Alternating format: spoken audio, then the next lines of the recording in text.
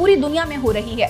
नमस्कार, मेरा नाम है रीटा। आज की इस वीडियो में मैं आपको थाईलैंड में स्लीपिंग बुद्धा के नीचे मिले बेशकीमती खजाने के बारे में बताऊंगी, जो 1300 सालों से वहां दबा हुआ था। उत्तरी थाईलैंड के फेमस नाखोन रच्चासीमा प्रांत के वाट थमाचक सिमारन मंदिर में 13 मीटर की एक भगवान बौद्ध की प्रतिमा है, जो लेटी हुई अवस्था में है। ये प्रतिमा कई दशकों से इसी अवस्था में है, लेकिन तब शायद किसी ने ये नहीं सोचा होगा कि इस ऐतिहासिक प्रतिमा के नीचे 1300 साल पुराना द्वारवती सभ्यता के जमाने की धरोहर हो सकती है। दरअसल यहाँ पर भगवान बुद्ध की मूर्ति के नीचे रोज की तरह मजदूर पानी लेने गए थे।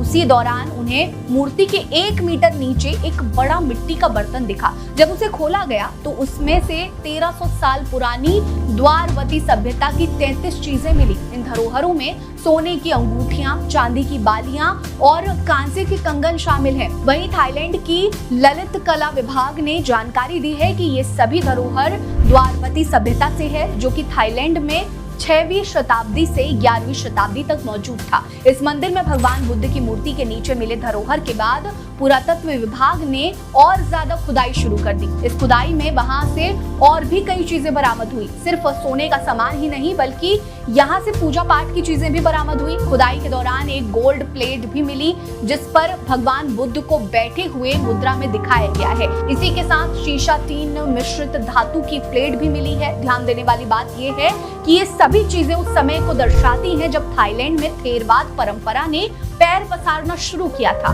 वहीं भगवान बुद्ध की प्रतिमा के सिर के नीचे धातु की चादरों का दबा हुआ बंडल भी मिला है, जो बताता है कि इस मूर्ति का निर्माण किसी बड़े सांस्कृतिक कार्य के लिए किया गया था। मंदिर में मिले अवशेषों को अब पिमाई राष्ट्र संग्रहालय में रखा गया है और थाईलैंड के ललित कला विभाग के साथ शिल्पाकॉन यूनिवर्सिटी और चियांग माई यूनिवर्सिटी ने एकजुट होकर इस धरोहर पर रिसर्च करना शुरू कर दिया है। विभाग का मानना है कि अवशेषों की मैपिंग से लगता है कि ये 7वीं सदी के हो सकते हैं। हालांकि अब इन पर गहन शोध किया जा रहा है। इन अवशेषों के जरिए द्वारवती सभ्यता के बारे में और ज्यादा जानकारी हासिल की जा सकेगी। आपको बता दें कि फिलहाल इन धरोहरों को संग्रहालय में रख दिया गया है, जहां काफी बड़ी संख्या में लोग इसे देखने के लिए पहुंच रहे हैं। संग्रहालय में बौद्ध धर्म से जुड़े कई अवशेष और धरोहर मौजूद हैं, जिन पर रिसर्च जारी है। जैसे जैसे वहां अवशेषों के बारे में जानकारी हासिल की जा रही है,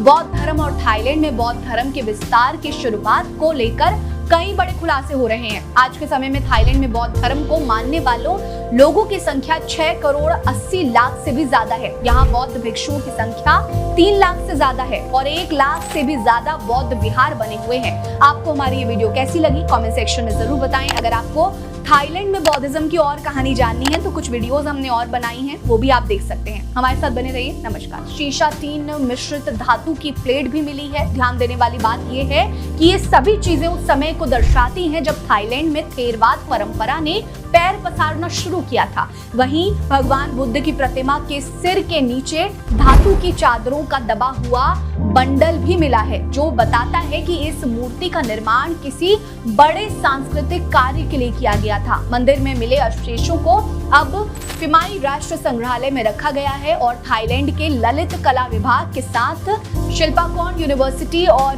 चियांग माई यूनिवर्सिटी ने एकजुट होकर इस धरोहर पर रिसर्च करना शुरू कर दिया है। विभाग का मानना है कि अवशेषों की मैपिंग से लगता है कि ये 7वीं सदी के हो सकते हैं। हालांकि अब इन पर गहन शोध किया जा रहा है। इन अवशेषों के जरिए द्वारवती सभ्यता के बारे में और ज्यादा जानकारी हासिल की जा सकेगी। आपको बता दें कि फिलहाल इन धरोहरों को संग्रहालय में रख दिया गया है, जहां काफी बड़ी संख्या में लोग इसे देखने के लिए पहुंच रहे हैं। संग्रहालय में बौद्ध धर्म से जुड़े कई अवशेष और धरोहर मौजूद हैं, जिन पर रिसर्च जारी है। जैसे जैसे वहां अवशेषों के बारे में जानकारी हासिल की जा रही है, बौद्ध